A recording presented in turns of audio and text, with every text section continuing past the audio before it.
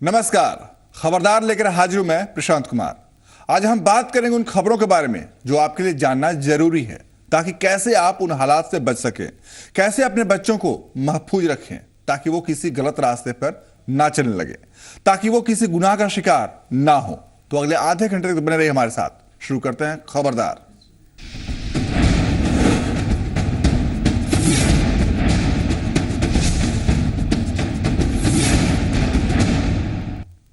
खबरदार शुरू करने से पहले एक नजर डाल लेते हैं इस हफ्ते की गुनाह की सुर्खियों पर।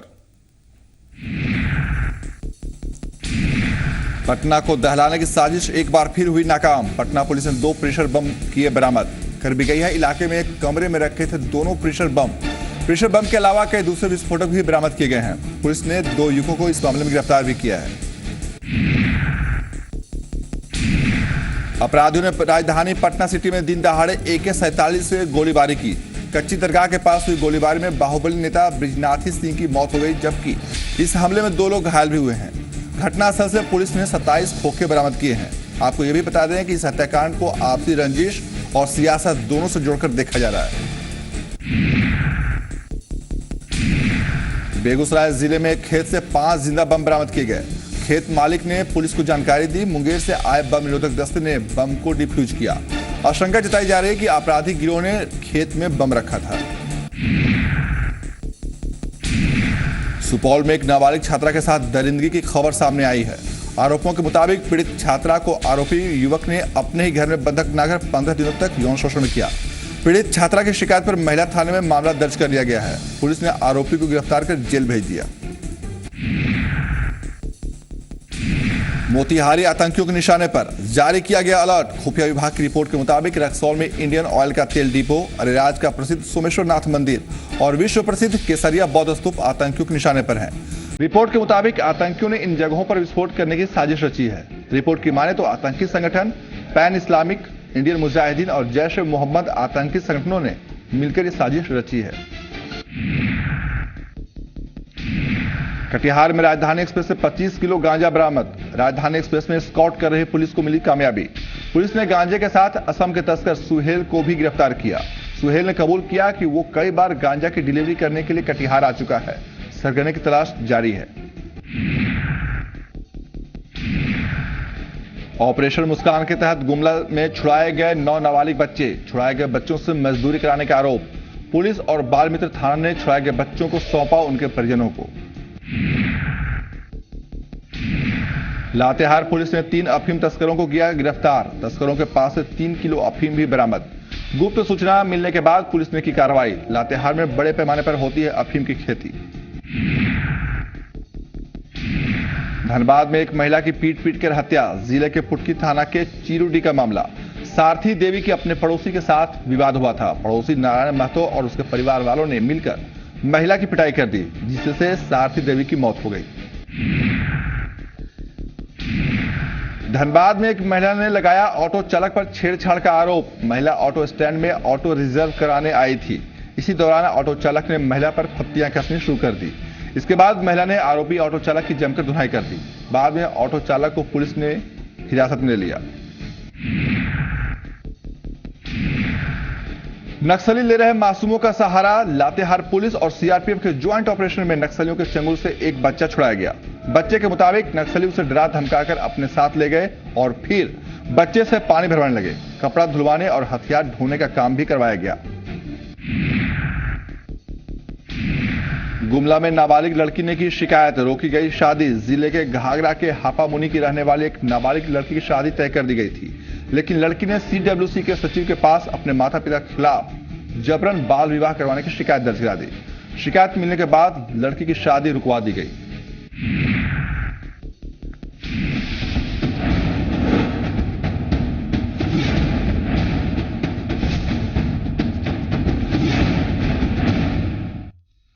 हफ्ते भर के गुनाह की सुर्खियों के बाद अब बात करते हैं उस खबर की जिसने सभी को परेशान कर दिया। मामला एक छात्र से जुड़ा है। रांची के एक फेमस स्कूल के एक छात्र की मौत हो जाती है। स्कूल प्रबंधन ने इसे एक हादसा करार दिया, लेकिन शुरुआती जांच में यह हत्या का मामला लगता है।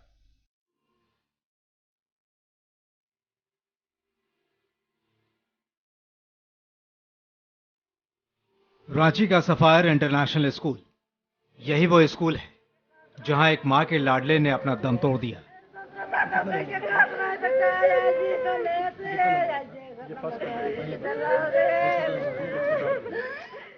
एक मां ने अपने बेटे को खो दिया।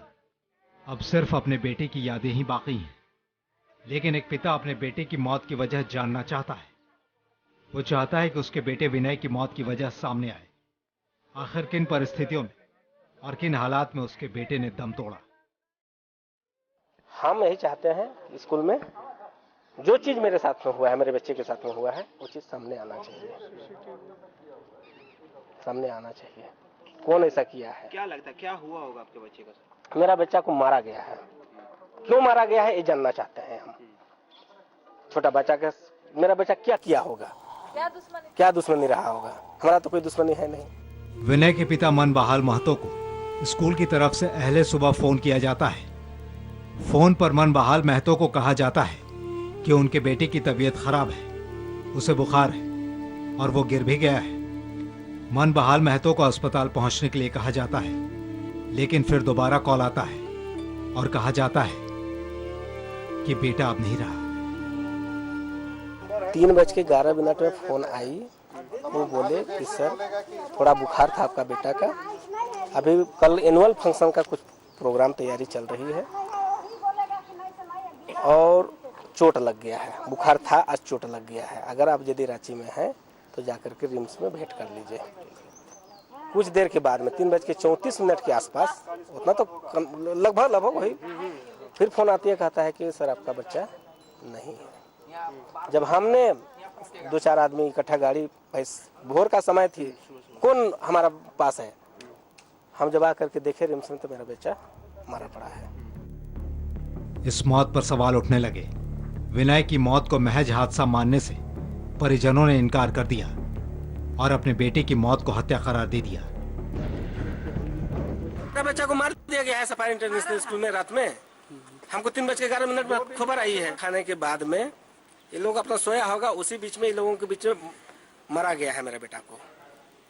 1 बजे रात को वो घटना हुई होगी। 1 बजे रात को मैम लोग बोल रहा है कि आकर के यहाँ से गिरा था और उनको बुखार था। हालांकि वो लोग झूठ बोल रहे हैं। तो आप देख सकते हैं मेरा बेटा का चेहरा कि बीमार वाला बच्चा है या कि कैसा बच्चा है, अभी देख सकते हैं। हम पूरा अपने से देख लिए, पूरा चेहरा का पूरा पोजीशन में मेरा बेटा को मारा हुआ है। यहाँ उसको पेचकस से पूछा गया है, मैंने उस अनुसार से लग रहा है। सवाल है कि विनय की मौत को हत्या क्यों कहा जा रहा है। सफायर इंटरनेशनल स्कूल ने अपने छात्र की मौत को महज एक हादसा करार दिया, लेकिन परिजनों ने इसे मौत नहीं बल्कि हत्या करार दिया। परिजनों की बातों में कितना दम है ये आप भी सुनिए। प्रशासन तो हमको, स्कूल वाला लोग, वो तो हमको झूठ बोला है। क्या कर झूठ बोला है वो लोग। बुखार आ रहा है, बुखार आया था, माइनर सा चोट है। आप अगर रांची में है तो जाकर के रिम्स में थोड़ा वेट कर लीजिए। झूठ बोला गया है। हर वक्त देख रहे हैं आप। जब हम यहाँ आए तो हमारा बच्चा मृत है। विनय के पिता मन बहाल महतो के दावों को बल तब मिला जब विनय की लाश का मुआयना किया गया। विनय के सिर पर चोट के निशान थे और उसका जबड़ा भी टूटा हुआ बताया जा रहा था। गौर करने वाली बात यह है कि विनय के बाकी जिस्म पर चोट के कहीं कोई निशान नहीं थे। अब सवाल यह उठता है कि गिरने पर केवल सिर में ही चोट लगे और शरीर के बाकी हिस्सों पर नहीं, ऐसा कैसे हो सकता है? देखिए ये भाव के ऊपर में ये लोगों से रिक्वेस्ट है कि वही पेचकस से घुसा गया है और ये पूरा जबड़ा टूटा हुआ है, सामने का दांत टूटी हुई है और कोई ऐसा कहीं भी कुछ टूटा हुआ नहीं है, कोई अंग नहीं है, कहीं दाग नहीं है। सिर्फ माथे, सर से ऊपर है, गर्दन से ऊपर ही जो भी जख्म है। पूरा रड घुसाया हुआ है, जो भी हो पेचकस हो रड हो उसको घुसाया गया। क्या लगता है कि लोग बोल रहे हैं सीढ़ी से गिरा? नहीं सर, सीढ़ी से गिरने से ऐसा कभी हो ही नहीं सकता है। सीढ़ी से गिरेगा तो गोड़ टूटेगा, हाथ टूटेगा और इस तरह के नहीं होगी। ये उसको मारा गया है, ये 100% है। छात्र विनय की मौत के बाद स्कूल में पुलिस की तैनाती कर दी गई है। पुलिस ने मामले की जांच भी शुरू कर दी है, लेकिन इस सवाल का जवाब अभी तक नहीं मिला है कि विनय की हत्या क्यों की गई। सनी शारद, जी मीडिया, रांची। पुलिस ने अपनी शुरुआती जांच में विनय की मौत को हत्या करार दिया। पुलिस का दावा है कि जल्द ही विनय के हत्यारों को भी गिरफ्तार कर लिया जाएगा और सारे सवालों के जवाब सामने आ जाएंगे।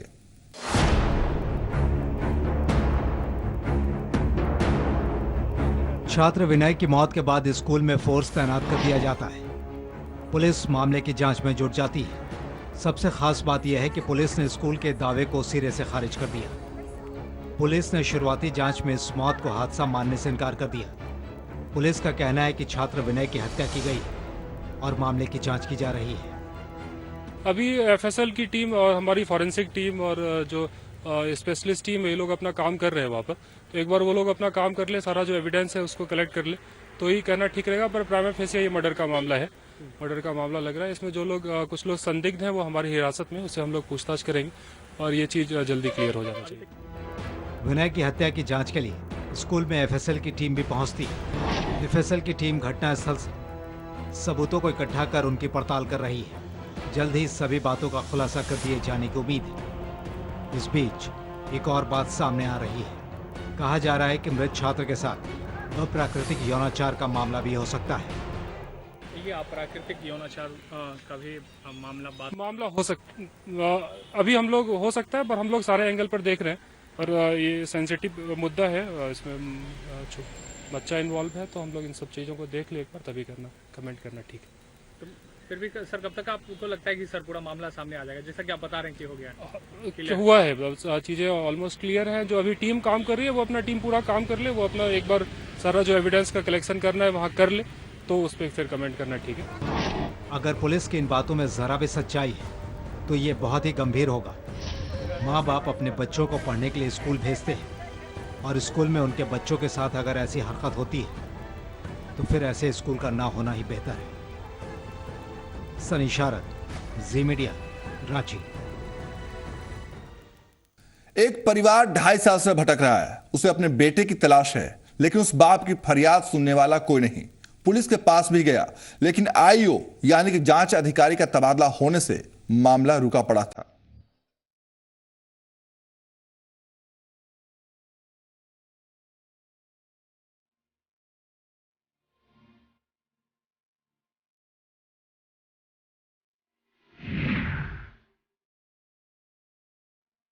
एक परिवार अपने बेटे की तलाश में भटक रहा है। वो गुहार लगा रहा है। अगर आपको एक पिता की परेशानी देखनी हो तो आप पूर्णिया के मोहम्मद नागो के पास आ सकते हैं। ये हैं पूर्णिया जिले के धमदाहा के रहने वाले मोहम्मद नागो। नागो का बेटा पिछले 2.5 साल से लापता है। अपने बेटे के लापता होने का मामला भी थाने में दर्ज कराया है, लेकिन 2.5 साल बीत जाने के बाद भी नागो के बेटे का कहीं कुछ पता नहीं चल पाया। एक पिता ने हर जगह अपने बेटे की सकुशल वापसी के लिए गुहार लगा ली, लेकिन कोई फायदा नहीं हुआ। नागो का बेटा घर लौटकर नहीं आया और ना ही पुलिस उसे ढूंढ सकी। पुलिस ने अपनी जांच में पाया कि मोहम्मद नागो के आरोप सही हैं, लेकिन इसके बाद भी नागो के बेटे को अभी तक ढूंढा नहीं जा सका। नागो को गांव के ही कुछ लोगों पर अपने बेटे को गायब करने का शक था। शक के आधार पर उन लोगों को अभियुक्त भी बनाया गया, लेकिन अभी तक ना तो आरोपी का पता चल पाया है और न ही लापता बेटे का पता चल पाया है। एक परेशान पिता को अब डर सता रहा है कि उसका बेटा इस दुनिया में है भी या नहीं। सर 2.5 साल भए गेल छै और आवेदन दिलिए संसद मियाँ पर, मगल मियाँ पर, और हमर बेटा लड़का का अभी तक बरामद नहीं करलकै है। अब ओकरा मारि देलकै कि आब बेच देलकै है। और थाना में भी आवेदन दिलिए, थाना वाला भी नहीं माने छै, नहीं समझे छै, ओकरा से मिलल छै। और एसपी साहब भी का आवेदन दिलिए तो पर लिख दिलके, एसपी साहब लिखल कि इतना टाइम तक लड़का इसका बरामद चाहिए, इजराइल मियाँ उर्फ बोखू में। और थानों पर जाते तो बात के न माने। मोहम्मद नागो को इस बात का भी दुख है कि 2.5 साल में जिले के एसपी से लेकर थाने तक का कई बार चक्कर लगा चुके हैं, लेकिन पुलिस की तरफ से अभी तक कोई मदद नहीं मिली। थक हार कर मोहम्मद नागो ने मीडिया से मदद की गुहार लगाई है। जब पुलिस अधिकारी से इस बारे में पूछा गया तो संवाददाताओं को देख वो भी हरकत में नजर आने लगे और फिर संबंधित थाने के अधिकारियों को फोन पर ही लताड़ लगाने लगे। लापता बच्चे को 1 हफ्ते के अंदर ढूंढ निकालने का फरमान भी दे दिया।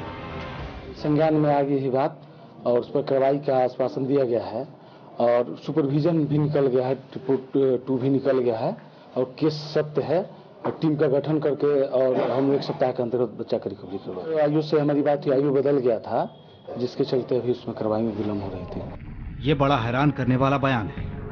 जांच अधिकारी बदल जाने से मामला भी प्रभावित होने लगता है।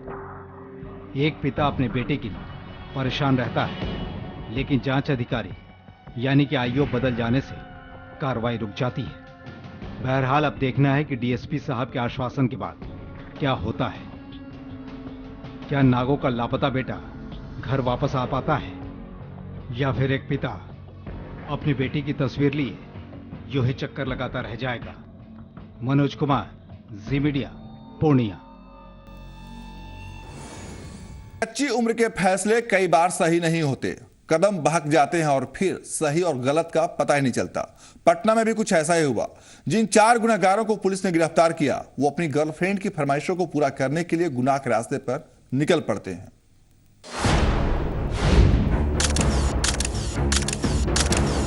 कहते हैं प्यार अंधा होता है, लेकिन जो तस्वीर हम आपको दिखाने जा रहे हैं उस तस्वीर को देखकर आप यही कहेंगे कि प्यार में पड़कर इंसान किसी भी हद तक जा सकता है और सही और गलत की पहचान नहीं होती।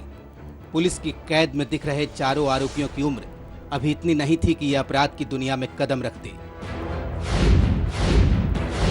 उम्र थी अपना करियर बनाने की, लेकिन फिर भी ये चारों गर्लफ्रेंड के चक्कर में आ जाते हैं और उसके बाद इनके कदम बहकने लगते हैं।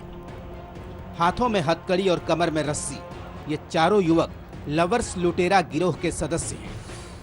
चारों पर आरोप है कि ये शाम होते ही पटना के कई जगहों पर मोटरसाइकिल से घूम घूम कर फिल्मी अंदाज में लोगों के साथ लूटपाट करते थे।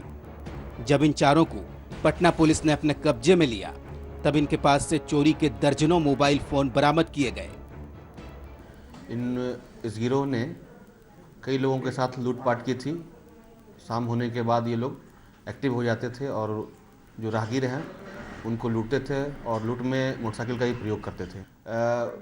जो भी इनके शौक हैं, जो लड़कियों के लिए ये लोग पैसे खर्च करते थे और जब भी पैसे घटते थे तो ये लोग लूटपाट की घटनाएं करते थे। गिरफ्त में आए लवर्स लुटेरा गिरोह के लोगों से पूछताछ के दौरान कई चौंकाने वाले खुलासे सामने आए। जिन मोबाइल फोन की ये लोग चोरी किया करते थे उन मोबाइल फोन का IMEI नंबर मोबाइल दुकानदारों की मदद से बदल दिया करते थे और फिर उसके बाद उसी मोबाइल को बेच दिया करते थे।